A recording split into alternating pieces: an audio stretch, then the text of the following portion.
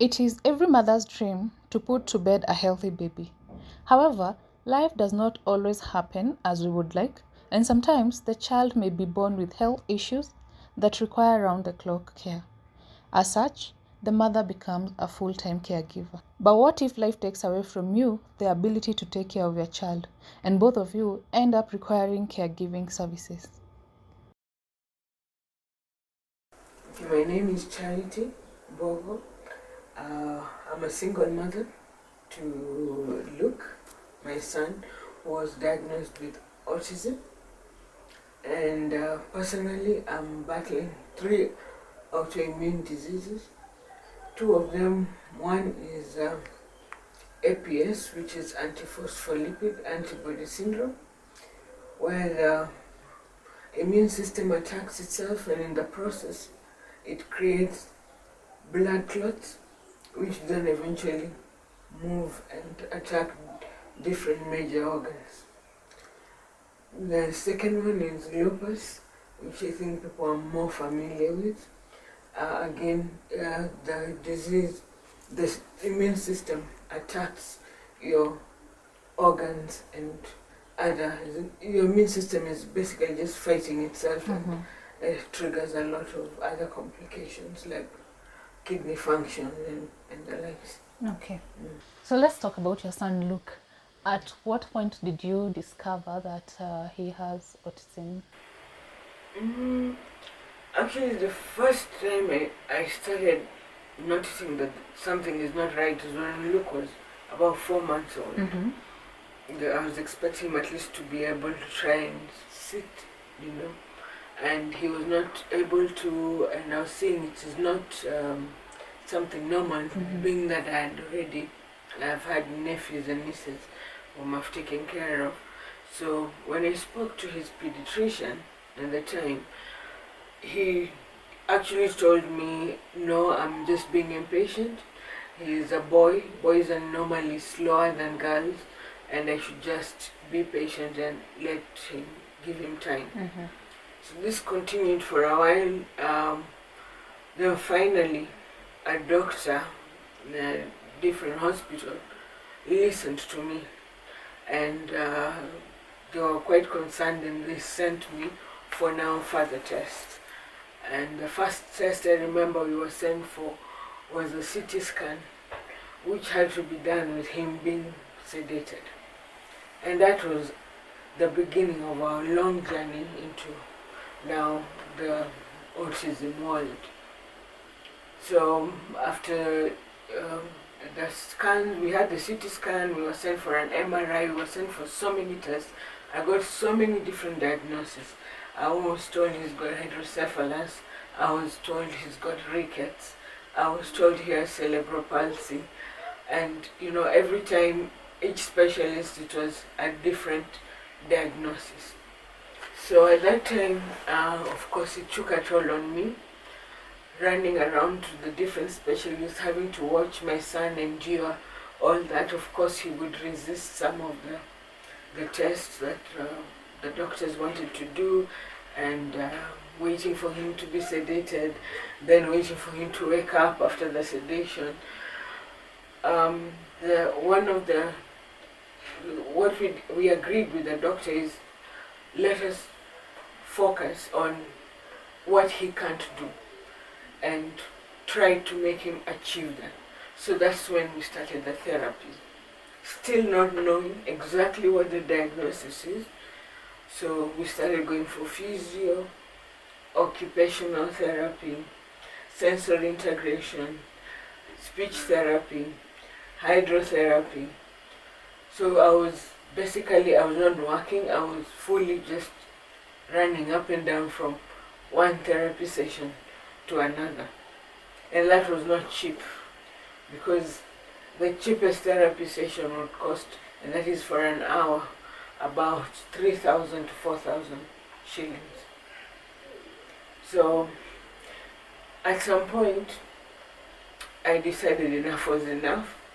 I needed answers, and I one day just sat down and wrote like a letter, I'd call it a letter, but just describing what we had gone through with my child, because I had suffered, the pregnancy had its complications. So I just wrote down our story, and I just sent emails out to my friends and connections, just telling them I'm trying to look for answers, and even if it will mean I have to go out of the country, I'm willing to do that, but I just need to find out what's going on with my child. It's at that point there's a therapist whom I'll never forget. She's one of the people I had sent the email to. A parent who also had an autistic son, but he had moved his whole family to the United States because he felt that we were not well equipped here in Kenya to handle his child. He came forward and had asked to meet up with me. When we met, I thought he was just going to at least give me guidelines, like what specialists I need to see and what kind of tests and something like that. And when we talked, at the end of the conversation, he actually offered to sponsor us to travel to the United States and have my son evaluated by the same doctors who were seeing his child. So that was the first sign of at least hope, and answers, which is what you need as a parent, to know what is going on with your child. So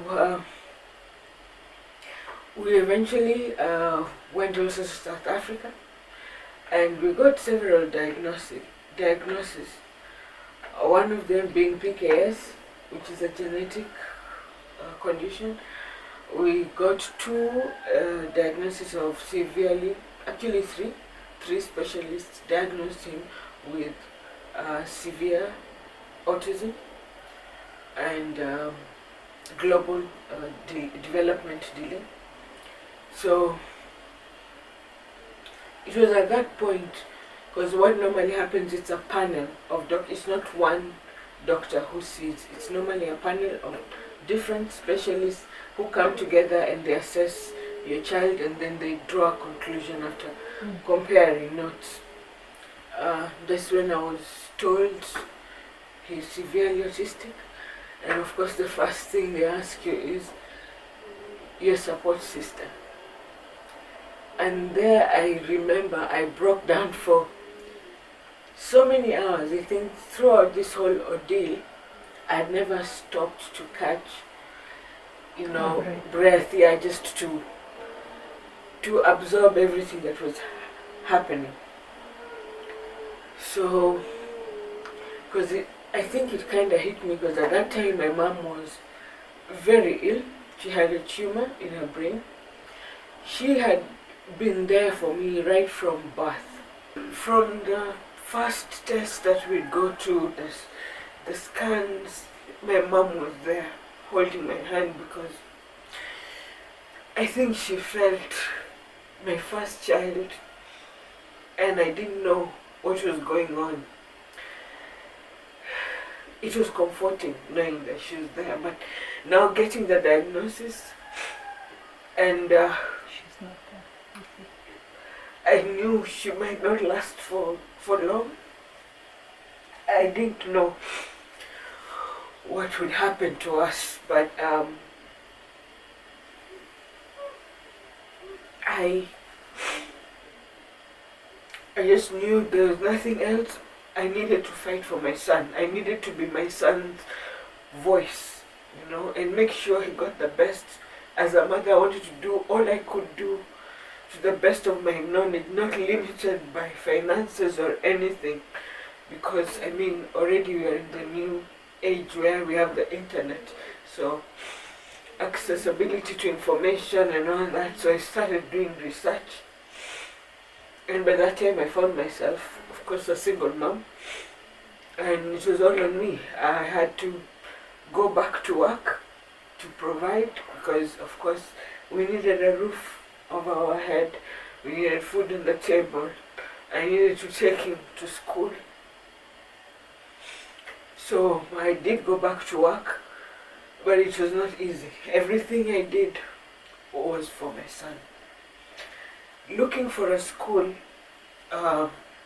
one thing I always say, and I know many people might not understand, but I feel like, and I'll talk about our country because this is where I live, it seems like when you have a special needs child, you are punished because everything is much more expensive. From medical insurance, they would use any reason not to pay the bill connecting it to their son, my son's condition. Schools, if you go to a good school that has all the equipment and has a therapist and all, you're not looking at anything cheaper than 150,000. What average parent can afford that for their child? So they make it so difficult, but that didn't stop me. I still continued to push on. I will not mention the name, I had gone to a government primary school that apparently integrated. And when I went to the classroom, I remember my heart sank. First of all, the classroom was like in the darkest, farthest corner of the school. There was poor lighting. The mattresses were old and torn and dirty. The place, for me, it felt like you would just be abandoning your child. And I was like, that's not what I'm going to offer my child. My dad did the best for me, and I should do even better for my child. So that broke my heart. Yes, it could be affordable because, of course, it's a government school, but I couldn't do that to my son. I couldn't live with myself just to say he's going to school, yet personally I know that is not where I'd want him to be. So we searched. Eventually I got a school that is in Loresho through the help of a friend of mine. And that's where now my son would go, and he would have therapy. And, at least even then I had a nanny who was really good. We stayed with her for like 10 years with us, and she loved my son like he was hers. Yes. So, you mentioned that it took you a while to get a diagnosis for your son. So I'm wondering, during this journey of looking and for answers, what were some of the things that you got told that you felt were outrageous?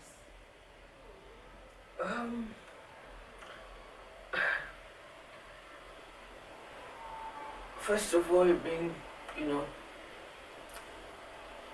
cerebral palsy. When I was told he was diagnosed with cerebral palsy, but then also I came to learn later, cerebral palsy does not necessarily have to show itself with, we've seen the children with cerebral palsy, because cerebral palsy means a damage to the cerebrum, which my son did have, but you see, it was just part of the diagnosis that was leading to my son's condition.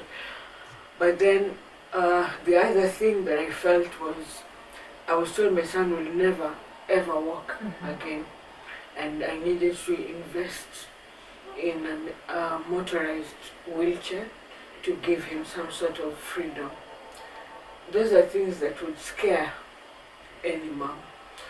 I was told that he will be totally dependent on me for the rest of his life.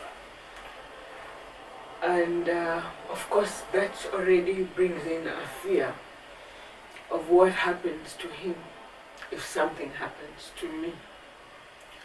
So it's not an easy journey. You get, now not from professionals, I say from now the outside world. I've been told my child has been bewitched. I've been told my child has, they say, because it's non-verbal, the thing of the tongue where they have to cut it. I have been told, generational curses. There's nothing that we've not gone through from either friends or hearing from relatives or even hearing from men of God. I've had so much, but you don't have the time to get upset or have the feelings, get to you, because you just have to keep on going. Having a special needs child is a 24-hour job. No breaks, because my son, sometimes there's no sleep through the night and he's awake. That means you stay awake with him because you worry, what is he going through, because he might be making noise, he might be crying. The other thing, in the process of us getting his diagnosis from out of the country, we had to do some tests, and I remember one test that we did, and I think it was for hearing, where they were using, the Scotch Brite for washing utensils. Yeah, what were they doing? They were scrubbing my son's head with it for them to push the, what are they called, the electrodes. I was so shocked, and of course Luke was screaming. And just watching your child going through such agony for tests to be done, but they need the test, and you're not a specialist, so you don't know why. But of course, watching my son's head being scrubbed with a Scotch Brite was quite a traumatic event for me. Did they tell you why they needed to scratch his head? Couldn't they shave him if they needed his head? He was actually bald. I used to shave my own son, and I would shave him bald. But I think the explanation was, I don't know, they needed the pads that they were putting on to stick, and that's the reason why they had to do that. So it still didn't make sense to me, because they could have used cotton or gauze, but they had to scrub him with a Scotch Brite. And during this now process, how is Luke reacting to He's that? crying, of course. First of all, being in a strange environment with different doctors. This was happening here, that is when we were here in Kenya. Every time, and we'd go, of course, to a new place, new people. It takes time. Autism, let me talk about my son, because the spectrum is wide, and not all children are the same. For my son, when they are strangers, he needs to get familiar. You would see he'd get a bit, what would I call it? Not hyper, because he's actually hypo. He's him so long as he's eaten and he's clean, he is not going to disturb you. But when there are people around or a lot of noise, you can see it's like he's distressed. He doesn't like it. I think there's just too much. The sensory is too much, the sensory overload, and he tends to now act out either with a tantrum or, just being fussy. So he would be, even getting him to be injected to sleep was traumatic, because they'd have to pin him down and be able to get a vein. Sometimes they couldn't, because they would tell me they can't find the vein. So 2-3 pricks on a child, that's a lot. Yeah. And it is traumatic. Yeah. So I'll still take you back a little.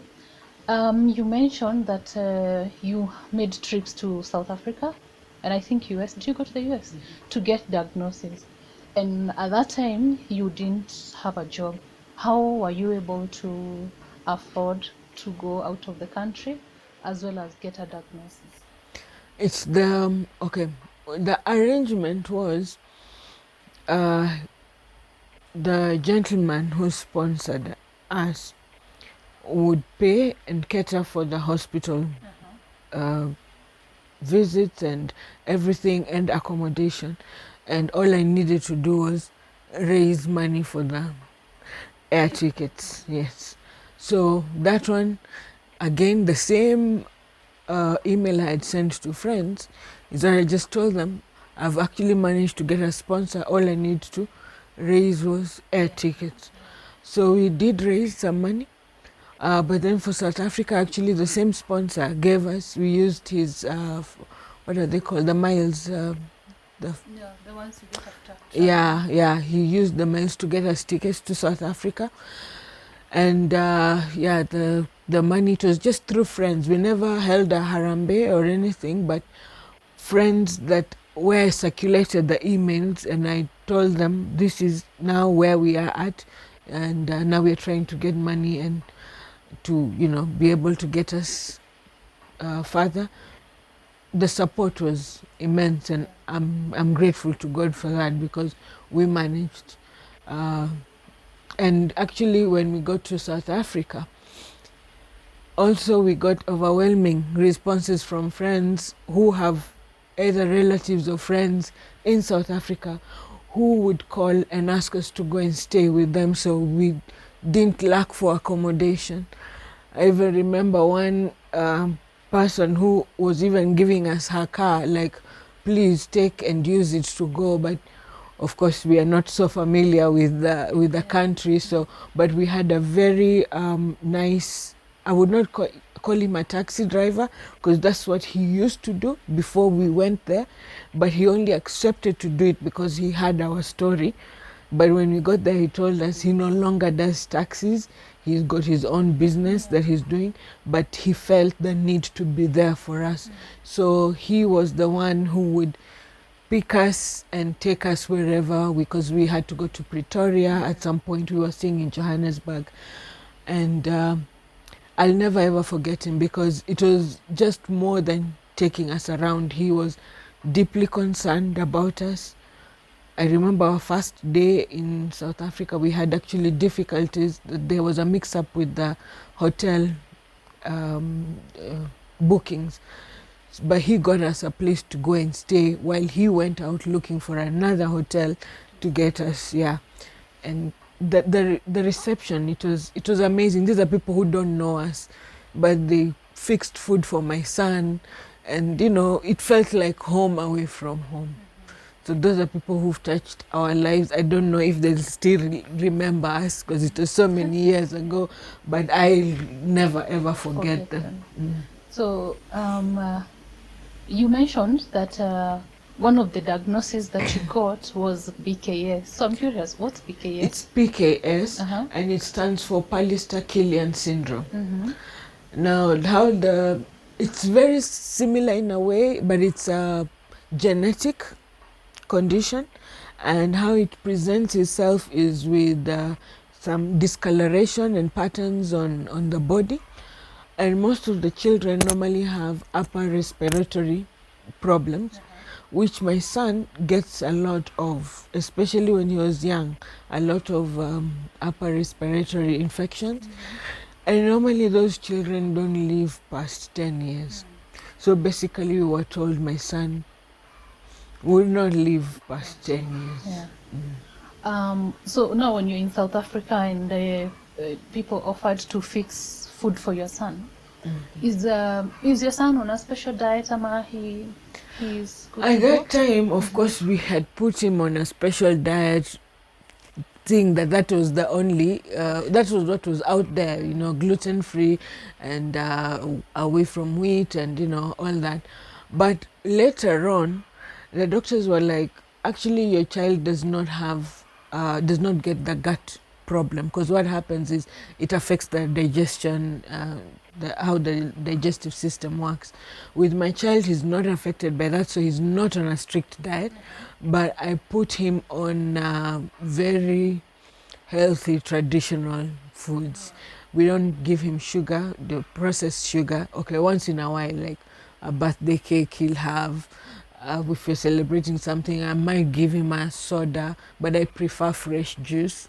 And he's okay. He takes, you know, he's already used to it, so he's not fussy about food.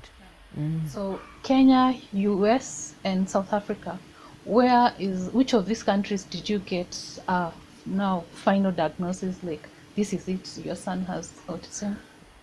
I'd say it's both, because it was just confirming. We saw 5 different specialists in both. Yeah, and 3 came up with the same diagnosis, and 2 had 2 separate diagnoses. So for us, we stuck with that, and we came back, and now it was how to move forward with the information we had.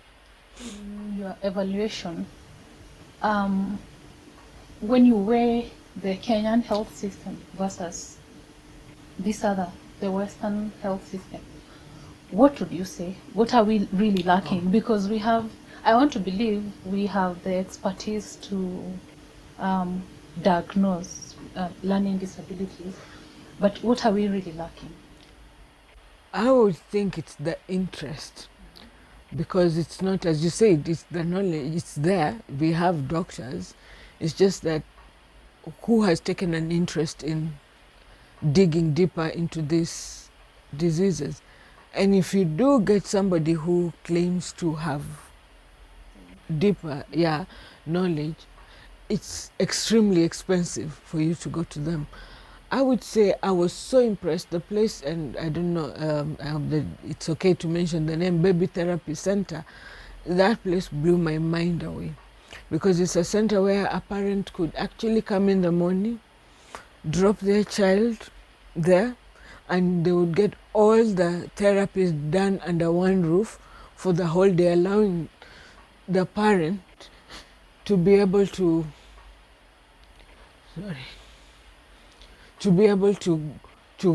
go and work to provide for the child. And I saw a lot of things being there. There were children who could not even swallow food. They didn't have the ability to suck, and you would see how it was neat. You walk wherever you went to, it was just impressive. That's a place you would want your child to be. You would trust them to care for your child, and that is one thing we lack here, because you'll always be sent to different doctors, and most of them you would queue forever to eventually get seen. So for me, I believe it's the interest. We need more professionals taking an interest in these diseases, such that because early diagnosis also plays a big role in the outcome of the child. Okay, now you're back to Kenya with a diagnosis, and now you need to chart your way forward. So what was life like knowing the diagnosis of your child, and now being the caregiver for him? I would say that, because when we came back, now I had to go back to work. So I felt, in a way, I had failed my son, because now I could no longer afford to, and as I said, I found myself now a single mom. The burden was on me. And I remember that time, even the job I got, I was not really earning much. So it was either put a roof over his head, or we go hungry, and he goes for therapy. So unfortunately, I had to sacrifice that for a while for me to build, to grow and be able to take him to school.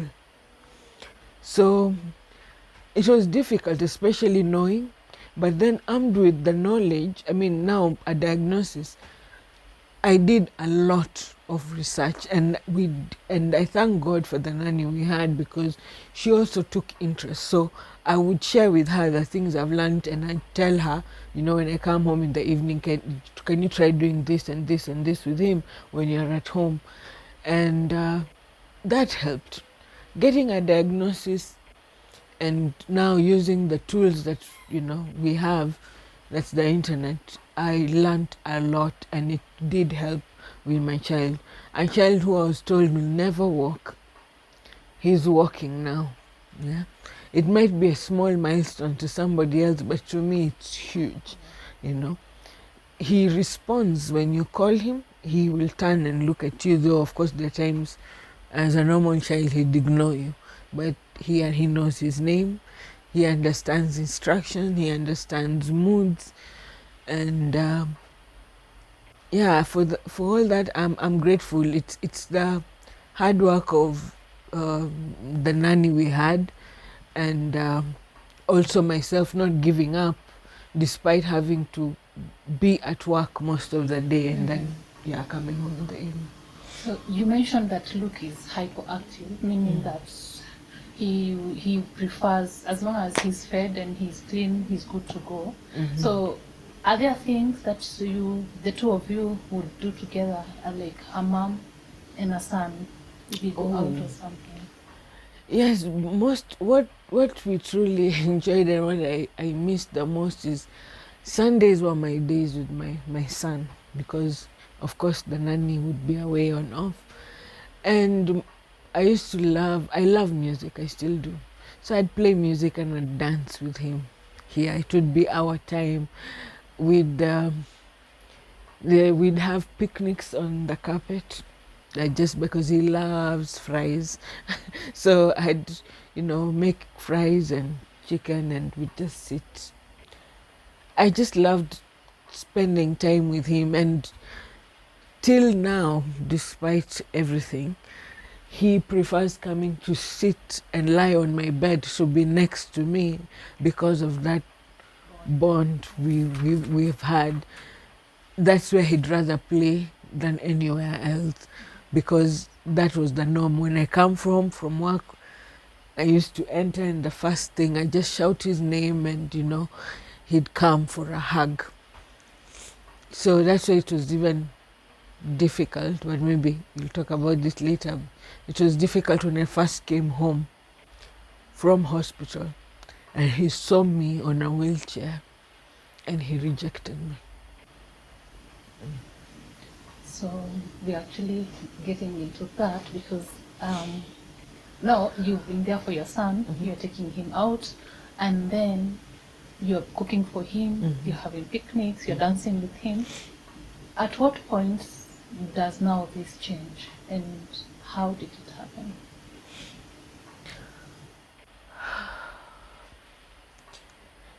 This on January 9th, 2018, I was just driving to work, normal day. My routine in the morning was wake up early, pray, have my bath, have breakfast. On my way out, I'd go into my son's room and I always used to say a silent prayer for God to be with him throughout the day, while I placed my hand on his head and I kissed him goodbye. And I drove to work. And when I got to Kingara, or is it called Kingara?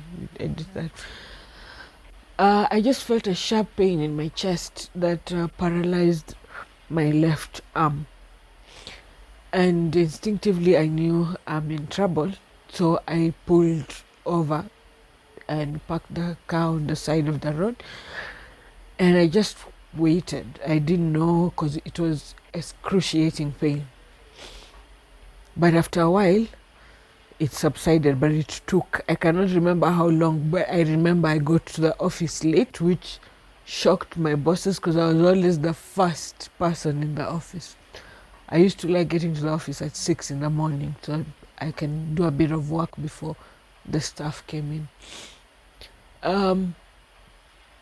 So when I got to the office, I had 2 meetings I attended in the office, and it was our first day back at work, so we were giving the staff presents. I was the HR, so we had gifts for the staff to welcome them back.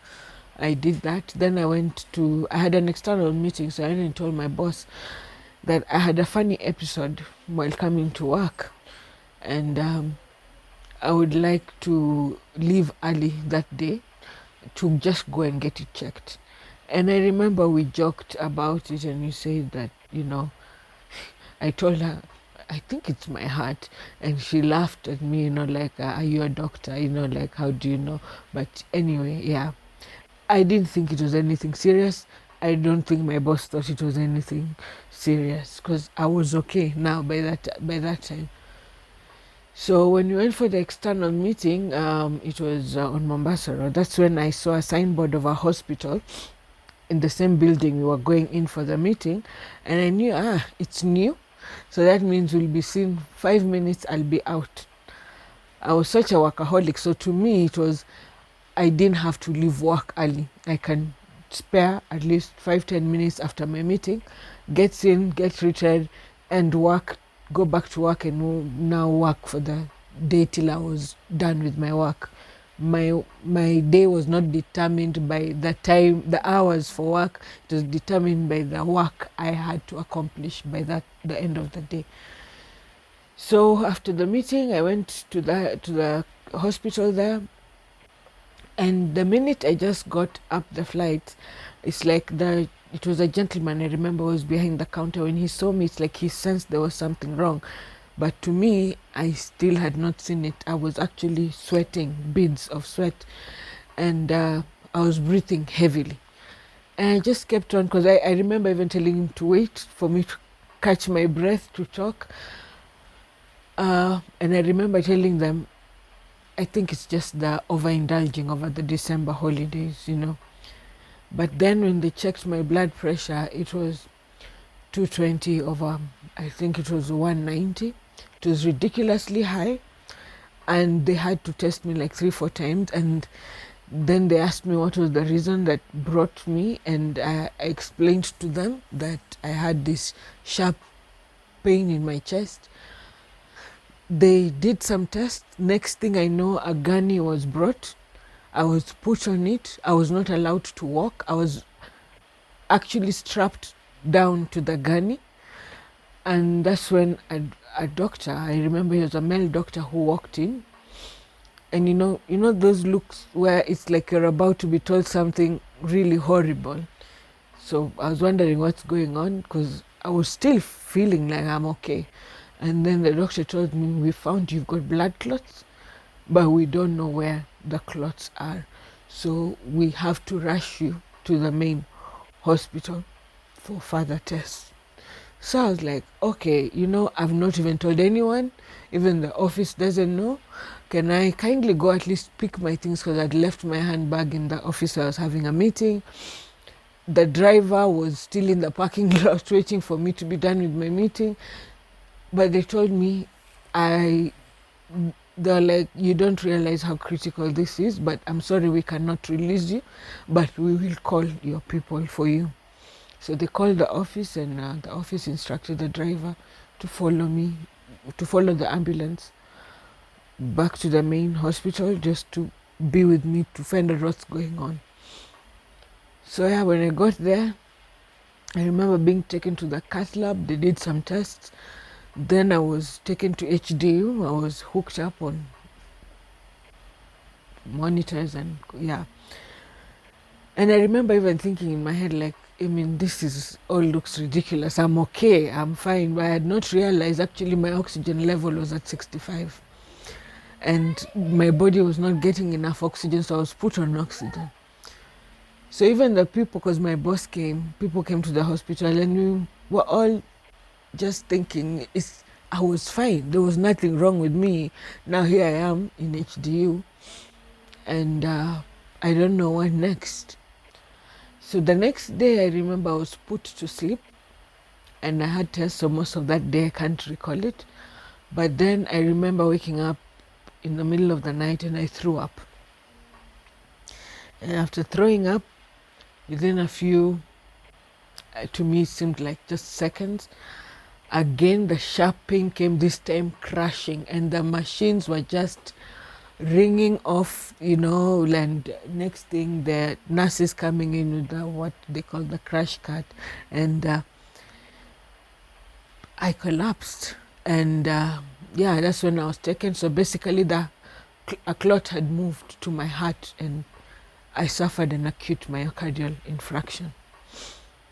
So they had to put a stent. I was then taken to ICU. I was on life support. And after that, I went to the main ward, and I spent my birthday in hospital that month, because it was basically I was in hospital the whole of January.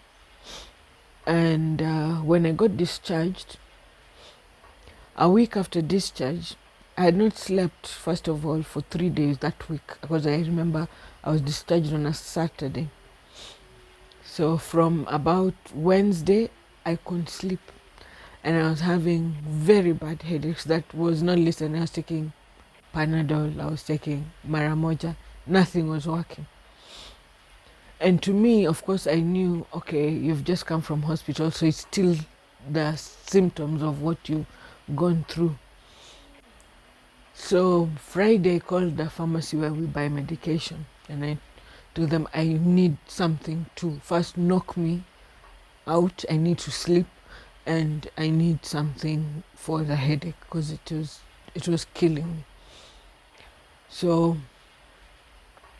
they did send, I got some medication, and I remember at about 7, I was telling the nanny, this is not working, the headache is still there, I can't sleep.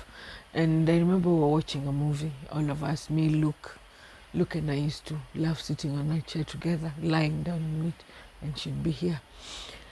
And she, at about 8, I finally started feeling sleepy.